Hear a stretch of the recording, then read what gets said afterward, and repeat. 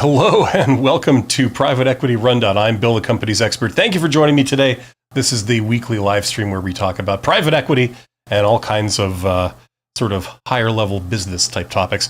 As always, I apologize for being a couple of minutes late. I am doing this kind of part-time, so I have to quickly switch over within like a couple of minutes from doing one thing to doing another to going live on the air talking about something. So as always, I am struggling with the technology. I logged into my computer and it said, oh, we can't find your identity.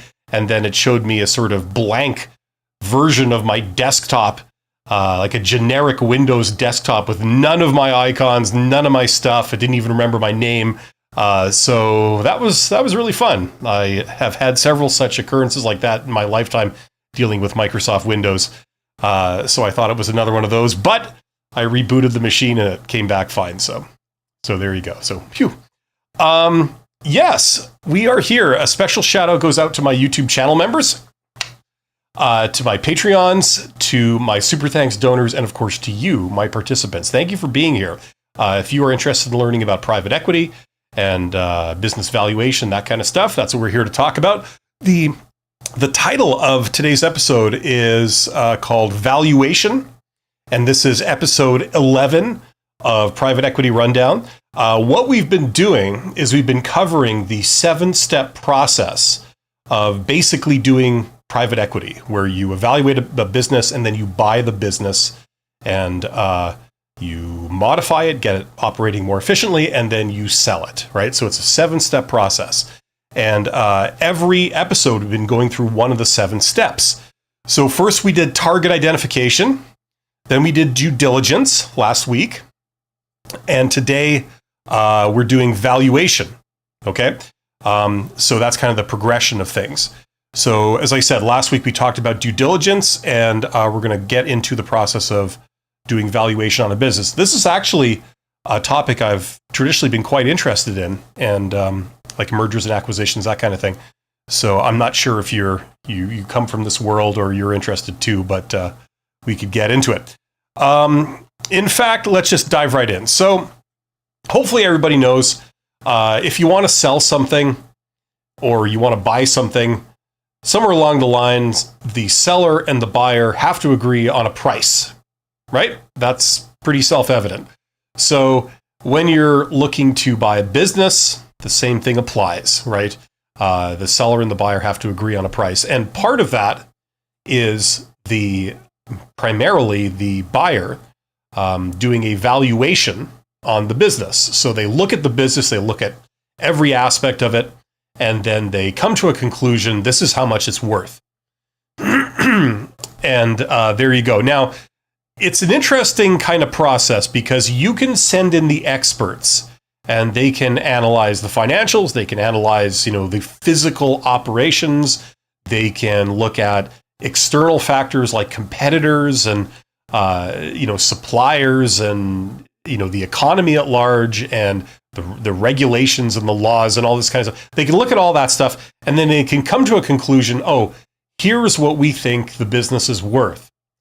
Does that necessarily mean that the seller will sell it for that price? Not necessarily. Right, but the valuation process can start with how to place a value on a business from a financial standpoint, but then also kind of gets into a little bit of the negotiation process and this kind of thing, how the two parties can agree on it. So today we're just going to look at the process as it pertains to valuation, like just without any kind of sales negotiation. We're going to look at like what would be an appropriate price for a business. How do you determine that? What are the steps? We're gonna do that. So there are several things that the private equity firm is going to be looking at in terms of the valuation phase, and I'm just going to list them here. I made myself some notes earlier. I'm trying to come back to them and read them now. It's not always easy or encouraging, but they look at things like discounted cash flow, just very basic kind of idea. Hopefully everybody here has at least heard of that. That's where you look at all the payments that you might receive from owning this business. Like some will happen now, some will happen in the future, and you discount them all to the present, and then you get a sort of dollar value, and that's what that is. So discounted cash flow. They'll look at industry trends, what's going on in the industry at large. They'll look at comparative company analysis. So there might be similar businesses out there doing similar things, and they'll look at how those companies or businesses are valued, and they'll be able to compare it, like using comparables and things like this. They'll also look at company, I don't know what the term is, it's like past precedent company transactions. So companies that are similar that have been bought and sold in the past or in the recent past, they'll look at that. Now that is not just transactions that the private equity firm has done itself, but private equity transactions at large in general that maybe other firms have done. They'll look at like how those went and some of the finer points of how that worked. They'll look at the management team. Okay, you're going to evaluate the management team, which is quite a bit different, for example, than evaluating financials, right? Two different areas of expertise, two different variables there. You'll look at market conditions. So there's a lot of things going out in the external business environment. You've got competitors, you've got partners, you've got suppliers and the whole supply chain thing. You've got economic conditions, you've got legal and government related things like trade barriers or regulations. There's a lot of things there that can affect the value of the business, that can place restrictions on it or constraints. You'll look at the customer base and retention rates. Like a common thing when you buy and sell businesses is, certain customers were loyal to the original owner, to the seller, not necessarily to the company in general, if it's under different management or different ownership.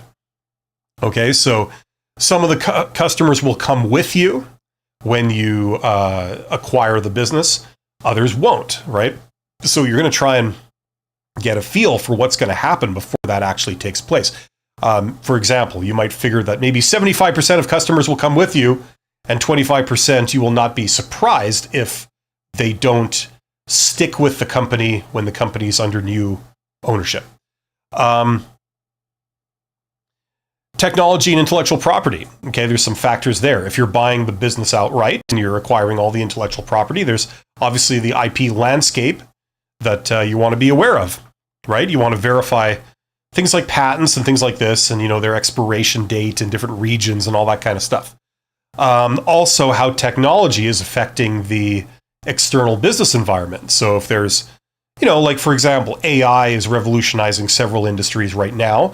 So if there's some kind of disruptive factor like that, obviously you want to be aware of it. So you're going to be looking outside into the business environment, and you're not simply looking at regulations and all this. So you wouldn't be using the financial people for this. You wouldn't be using the legal people for this, and you may not even be using the industry experts for this, because it might be a new thing coming in, right? That they haven't necessarily dealt with before. So as you can start to appreciate, you're going to require several different skill sets to do this properly. Competitive risks. Knowing a bit about the competitors and what they're trying to do, that's going to be pretty important. That's going to affect the value of this business you're looking to buy. If a competitor is poised to come out with a new revolutionary product that's going to definitely affect your sales, then obviously it changes the value of your business. And then other potential risks. So like there's as you can appreciate here, to do a valuation on a firm, you're going to be looking at quite a variety of different things, and you need expertise in various different areas to do this.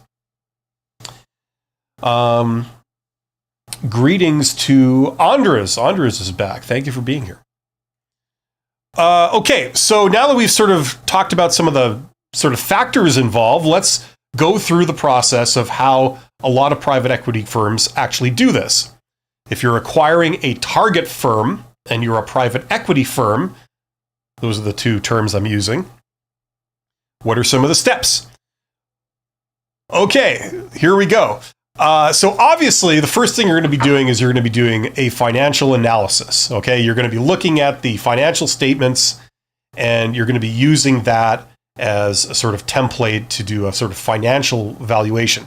Now, I know that in Canada, you can get a certification that's called a Chartered Business Evaluator. Excuse me.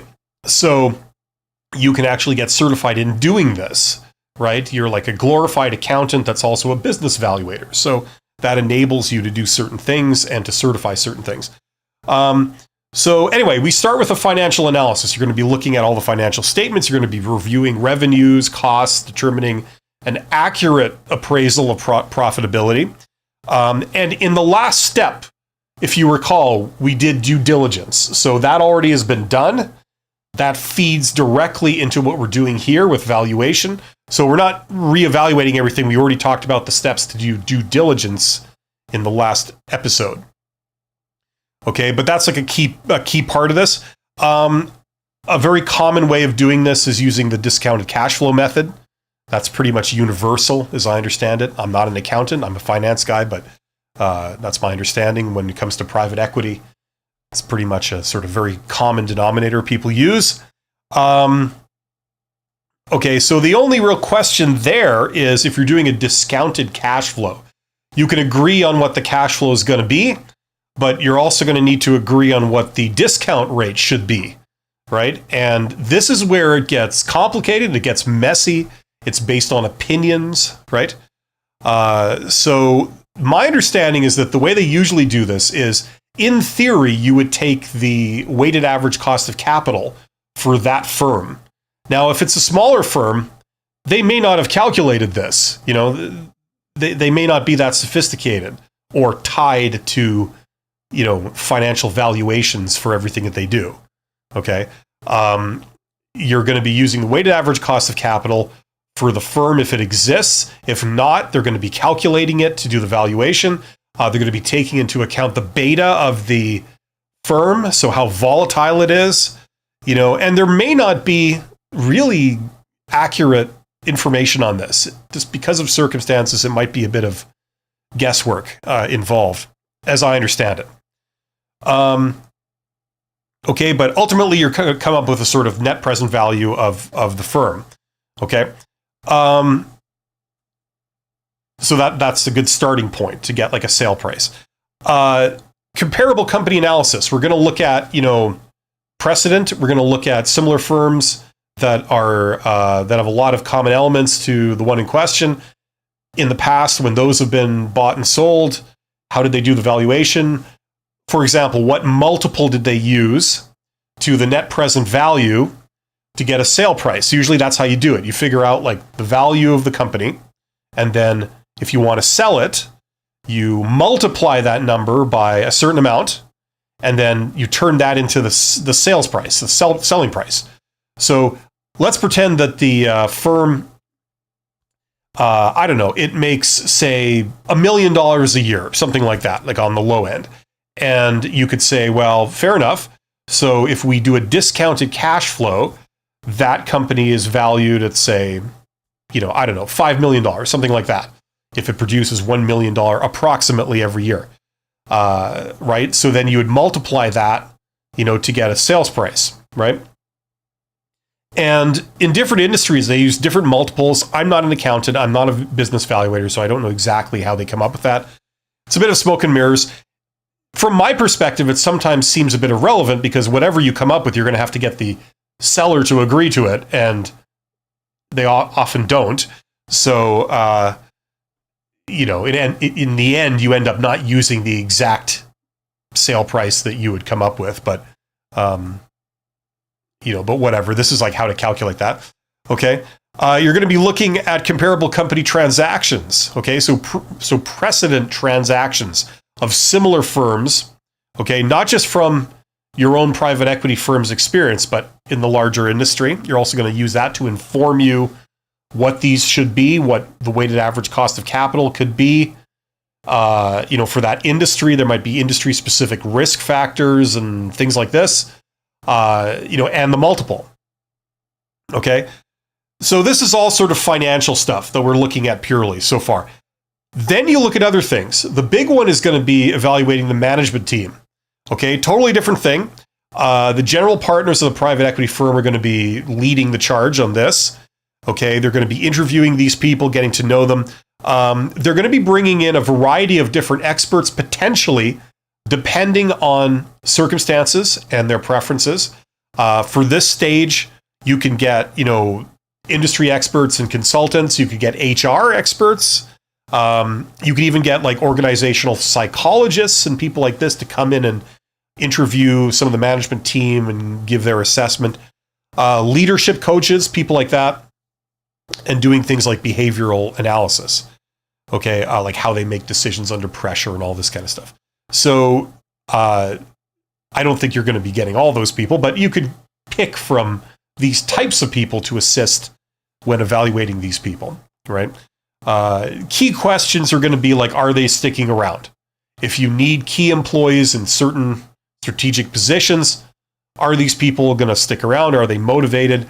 And then you would look at things around that, like, are other people cross-trained? Is there a sort of succession planning for these roles and things like this, right? Because if not, that could be a huge liability. The company is sold and then these people all walk and nobody's cross-trained. That's going to be a big liability. Affects the sale price. Looking at market conditions, so assessing market conditions, and sometimes people lump in the regulatory environment with that.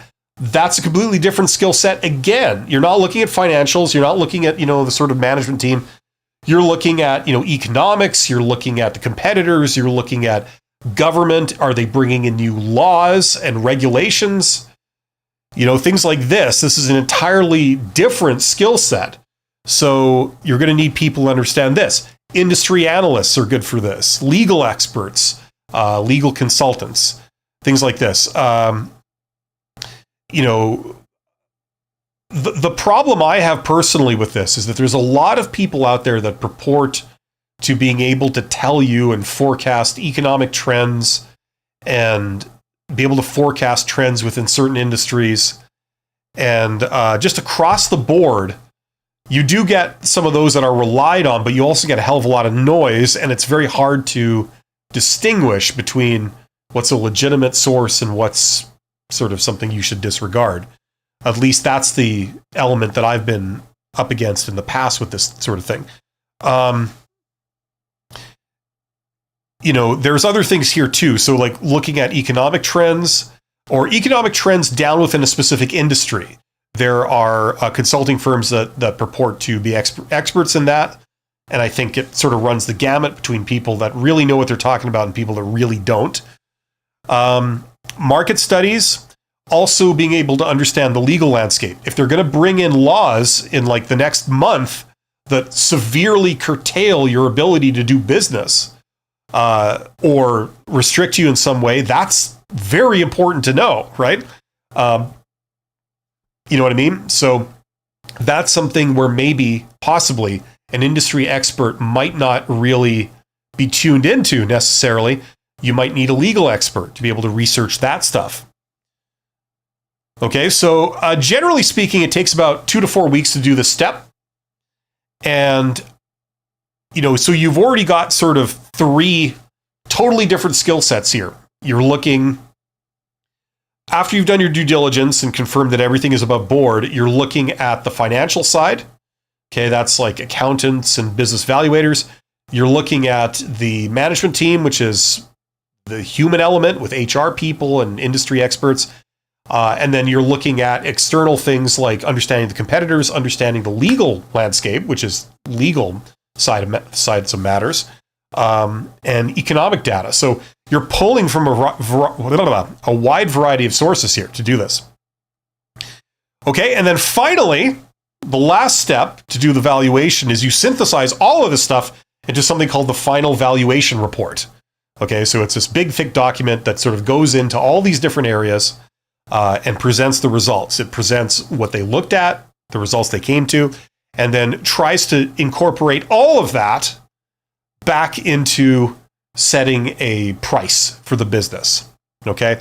And as you can appreciate, after all this sort of rigorous intelligence and the use of all kinds of different experts, I believe there's a certain element of hocus pocus, because you can't necessarily quantify some of these risks. They're really uncertainties, especially the HR element, and even like economic factors and competitive landscape. It's a bit of hocus pocus. So, trying to incorporate all this down into a number is one thing. And then having a number that the seller agrees to is something else, right?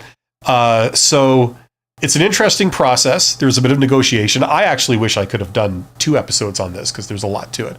But let's talk about like how these deals are structured, okay? Because I think that's interesting. It isn't simply a matter of paying cash for it. That's usually not how these things go. A typical deal, you'll have different components to it. So you'll have a cash payout, and it could be structured in different ways. You have sort of disbursements at different times, right? And then some of them will be conditional, like earnouts, where you say we're going to pay you this much up front, and this much would be an earnout, meaning you get it at this time if certain things are met. Like if we meet certain financial performance targets, then we'll proceed with this payment, something like that, right? So there's different ways of structuring deals. As an example, you could do something where you get maybe 70% of the value is paid out upfront in cash. So the seller gets their cash, at least 70% of it upfront. And then of course, because this is private equity, a lot of that is not necessarily the private equity firm's cash. It's financed. So it's financed through debt. So they take out a loan from a lender, like a financial services entity, like a bank or something, and it's secured against the target firm's assets and cash flow. And most of that is usually debt financing. There's maybe a little bit of cash from the private equity firm. Okay. And that's maybe 70% of the sales price that's paid up front in cash to the seller. Then you would probably have some kind of equity component, right? So we're going to pay you the next 20% right now upfront, but in shares. Okay. So we're not going to give you cash for it. We're going to give you shares. And then of course, there's a bunch of restrictions on that where you can't just turn around and immediately sell your shares. There's like a vesting period, or like lockup clauses, which prevent you from touching it, from selling it, between like 1 and 3 years from now, something like that. Okay. So these are incentives for the seller to trust that the buyer is not going to run the business into the ground. That's part of why they're doing this. Okay. And then, like I described before, you might have a holdback. So the remaining 10% of the sale price, that's going to be paid out in the future, like at set times, but it's conditional. So the common thing, as I understand it, is you're going to tie that to certain performance targets being met, usually financial performance targets. And if those are met, then the seller gets the last 10%. Usually that might be, once again, another 1 to 3 years from the sale price, they would receive those, right? So these components protect the buyer. The seller obviously wants everything up front, and then they want to be able to walk away from it. The buyer doesn't want that. They want the opposite. They want the seller to be involved for a long time. If the buyer wishes, they're available and they're committed, right? And also their payout is tied to the future performance of the firm. This gives the seller less of an incentive to fudge all the numbers and hide things, because they're being paid conditionally on things working out as the buyer is expecting them to, right? So trust is really key. Trust is at the core of this. You can't have a buyer and a seller that are kind of hostile to each other in this type of activity. You can to a degree, but you really try and curtail a lot of that. If the seller believes that the buyer is not equipped to be able to run that business and they're going to run it into the ground, then these types of transactions just won't happen because the buyer requires the seller to trust the buyer. A lot of their payments are delayed or they're in the form of equity and things like this. So, that requires the seller to be available and to care, and it's intentionally structured like that. So it's kind of a compromise between what the buyer wants and what the seller wants. But this is generally kind of the way those things go. So there you go. That's kind of my overview of how this works. As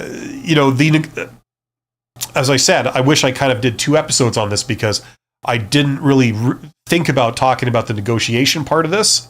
That's interesting to see what goes on in the real world there, because you can have all the big brains doing all kinds of analyses to come up with numbers, but at the end of the day, you have to sell that number to the seller.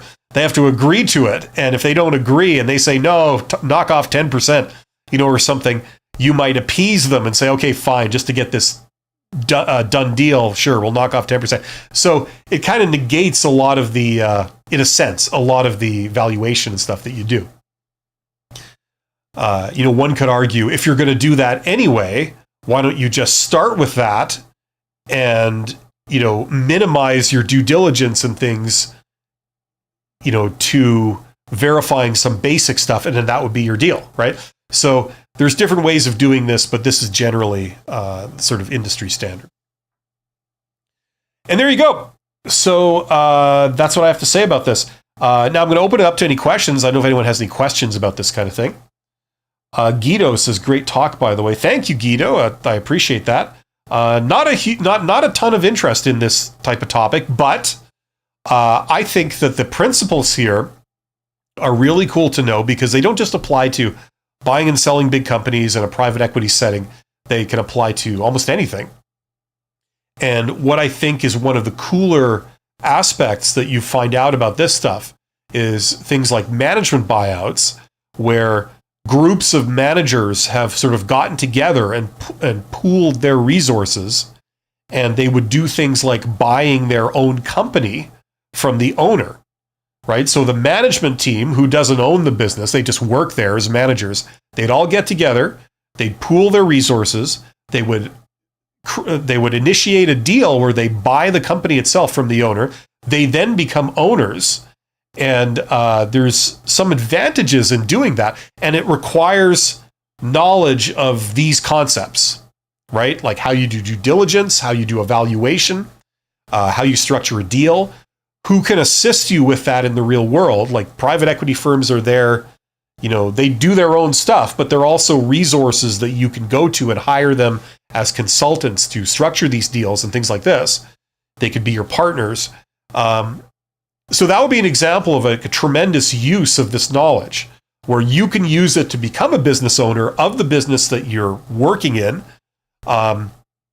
If you find yourself in a really good situation, something that's secure, stable, you like it, it's got good prospects for the future, and you have the expertise to be able to build it and grow it and take it into the future. Wouldn't it be great if instead of doing that for someone else, you're doing it for yourself? You're building up your own business.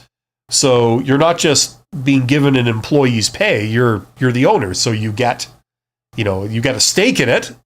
It's variable, but you generally get paid more in the long run, and it's yours. So they can't fire you from it and all this kind of stuff. So tremendous possibility in knowing some of these topics. That's one of the reasons why I studied finance. I concentrated on finance when I took my MBA, because just not that you want to necessarily work in a bank, but just being able to understand money and how you place a value on different things that you're doing, right?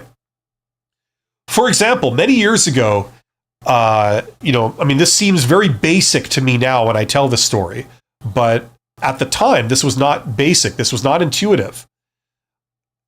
This was a shop type situation.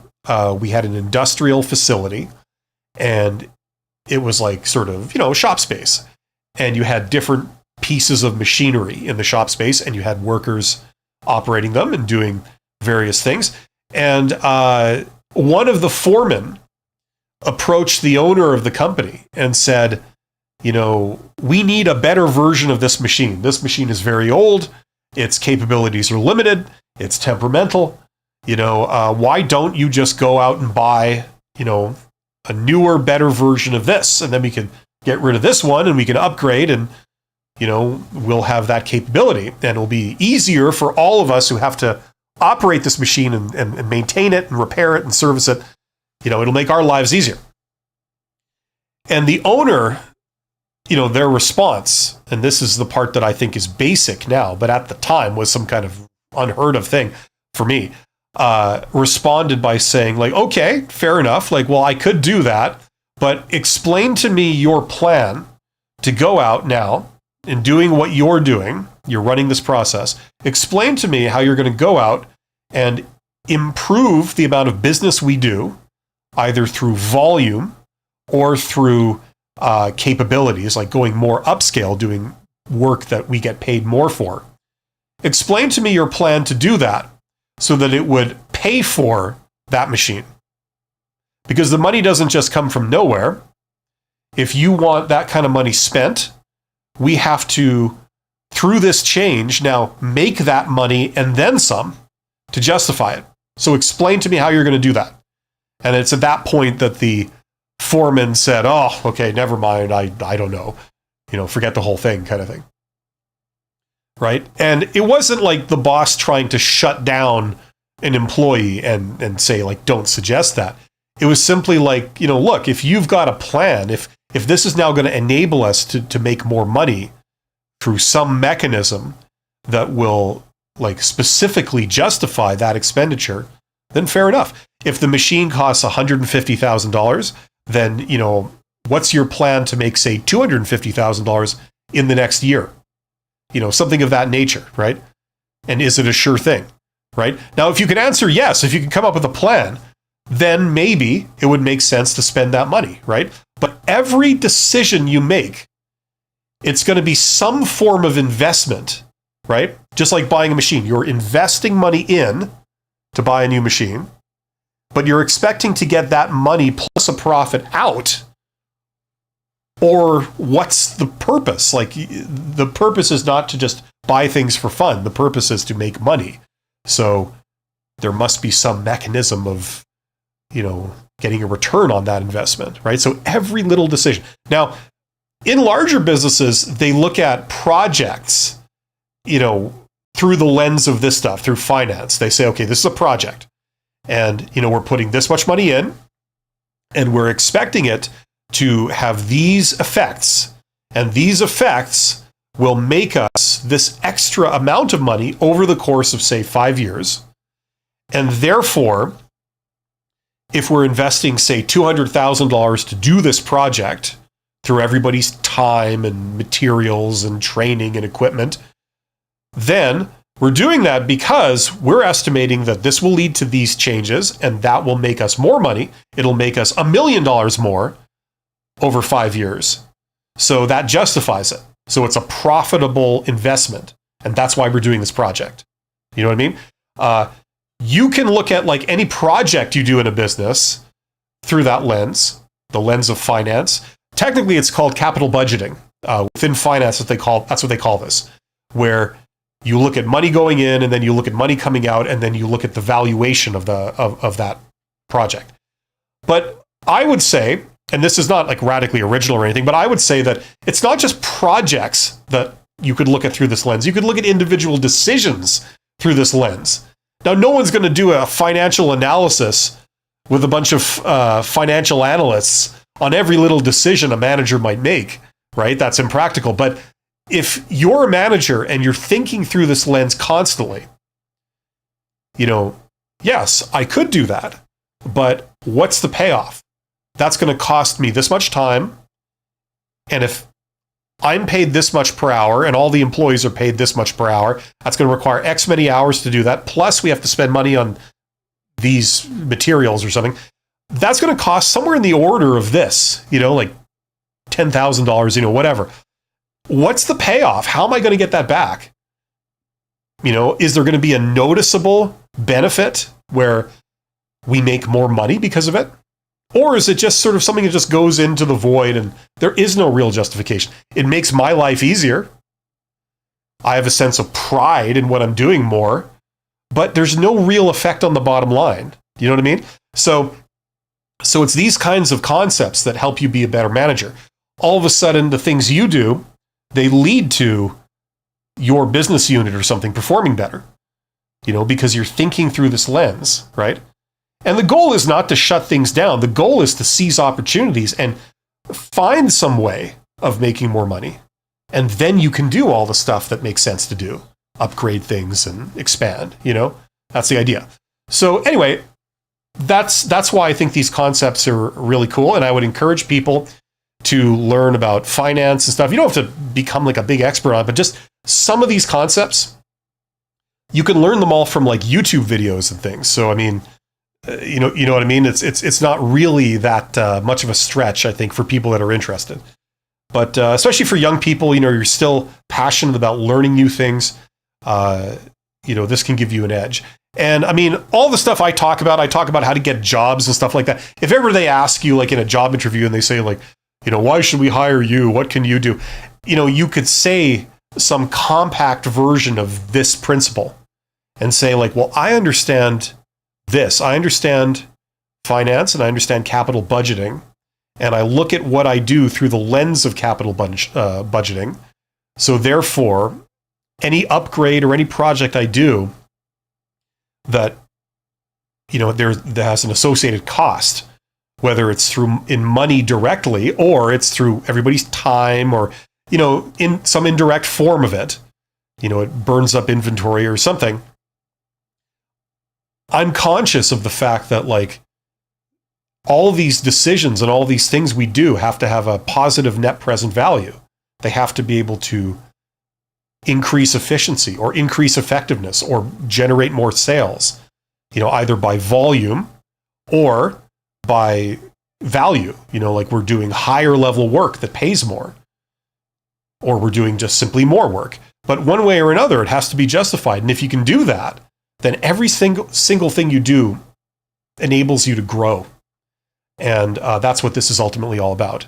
And it means prosperity for everybody, for the workers, for me, for the company, So, being able to say that to a business owner or something like that, I think if you're in the job market, that would be something that they would like, like a light would go off in their brain saying, yes, I need people who think like that. So anyway, that's the idea. Not too many questions today. Now, someone did have a question. Oh, what the hell was it? I wrote that down. It was from a previous episode, like 2 episodes ago. Somebody said, when you do your episode on valuation, talk about this.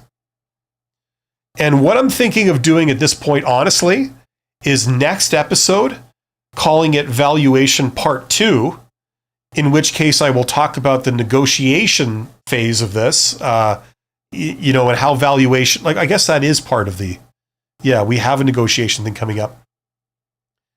Well, I think all that will bleed into the next episode when we do talk about negotiation. And I'll answer that individual's question then, because they had a question. I didn't write it down, but I have it somewhere. So I'll get to that next time. There's 14 people here. Thank you for being here. You guys are awesome. If you do want to learn business, I have a course on business. You learn everything you would learn in an MBA program. Check that out. I've done frequently asked questions videos on it, so it's very transparent, how it works, what you get. Best bang for the buck anywhere. $100 to learn everything you would learn in an MBA program. Incredible value. It's great for entrepreneurs, great for people that just want to enhance their value in a management role. Can't say enough great things about it, and it's a very popular course, so a lot of people are satisfied with it. Check it out. Links in the description box below. I will be back same time next week with another episode of Private Equity Rundown. Thank you for your attention, and I wish you nothing but the best. Take care.